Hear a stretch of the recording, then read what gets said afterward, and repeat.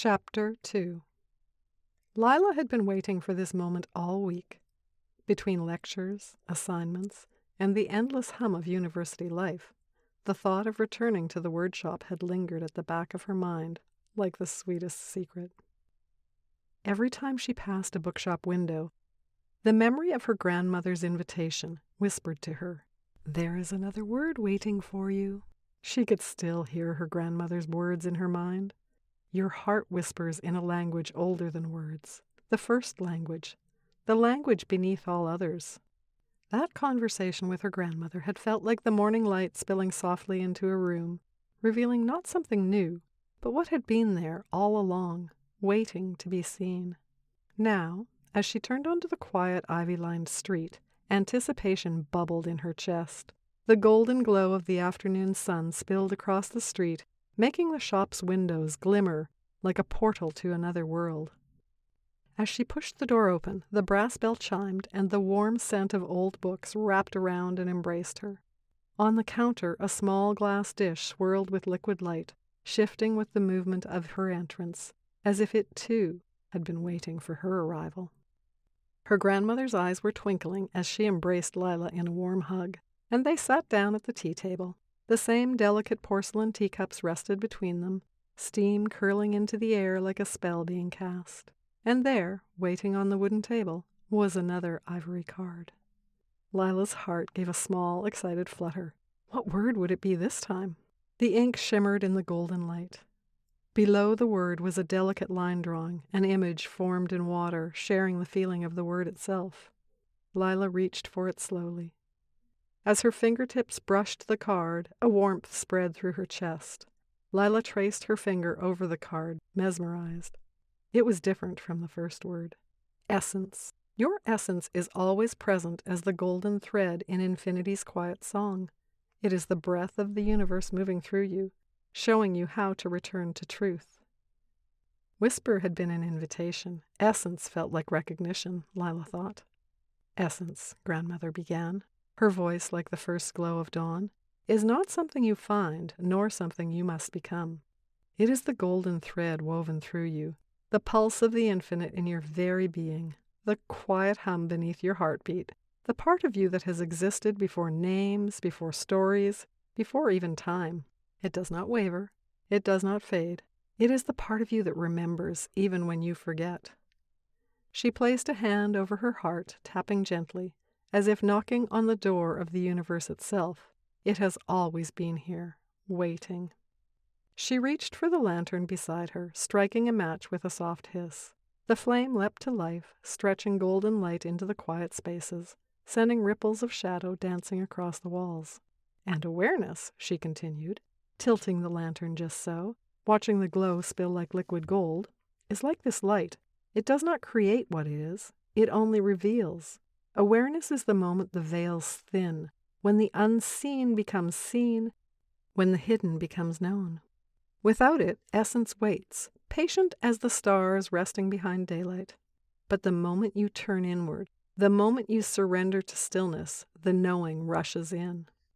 The lantern's glow flickered, catching in grandmother's eyes, and for a moment it seemed as if she held all the galaxies within them. She smiled, not as a teacher, nor as a keeper of secrets, but as one who had always known.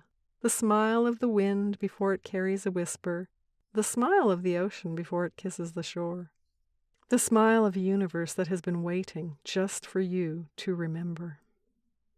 Her voice lowered, curling into the air like a spell, like something the stars themselves might have sung. You are not lost, never less than whole. You are not seeking the light, you are the light, and you always have been. She leaned forward then, eyes twinkling, as if revealing the final thread in a tapestry woven long before time. Her grandmother reached across the table and placed her hand gently over Lila's. You listened, my sweet girl. Now will you feel? Lila looked up, her brows drawing together. Feel? Her grandmother smiled, warm and knowing. Yes, close your eyes. Lila hesitated for a moment, but obeyed, her lashes fluttering shut. The familiar scents of the shop surrounded her. Books, ink, ylang-ylang. She could hear the faint creak of the wooden floorboards beneath her chair. the rhythmic ticking of a clock in the distance. Tell me, what is here in this moment, before thought arrives? The question was unusual. Lila waited, trying to grasp something, but there was nothing to reach for. Do not search for it, her grandmother whispered. Just notice. What do you feel? Lila took a slow breath, letting the question settle inside her. She noticed the warmth of the teacup in her hands, the slight coolness of the air brushing her skin, the way her heart beat steadily beneath her ribs. She noticed something else, too, something more subtle, a quiet hum beneath everything, as if the world was alive, gently breathing. That is your essence, Lila, her grandmother said softly. Lila opened her eyes. Essence? Her grandmother nodded. Essence is what you are before thought, before definition. It is the knowing within you that does not need proof. She lifted her teacup, inhaling its fragrant steam. It is the presence beneath the noise, the feeling before the explanation. Lila let the words settle into her, like sunlight sinking into the earth.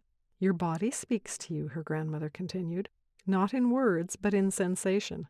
Have you ever felt a pull toward something, even when you couldn't explain why? Or felt resistance, as if something inside you whispered, no? Lila nodded. Yes, but I always thought that was just instinct, or maybe emotion. Her grandmother smiled. It is wisdom. She tapped the card gently. Your body's yes and no are as sacred as any whisper. Your senses are companions to your soul's knowing. You do not have to search for answers outside of yourself. You only have to listen. Lila sat back in her chair, staring at the card in front of her.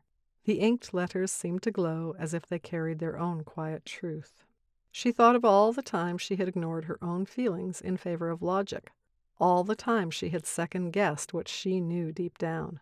Her grandmother smiled knowingly. Would you like to play a little game? Lila smiled slightly. A game? A game to help you feel your yes and no, her grandmother nodded.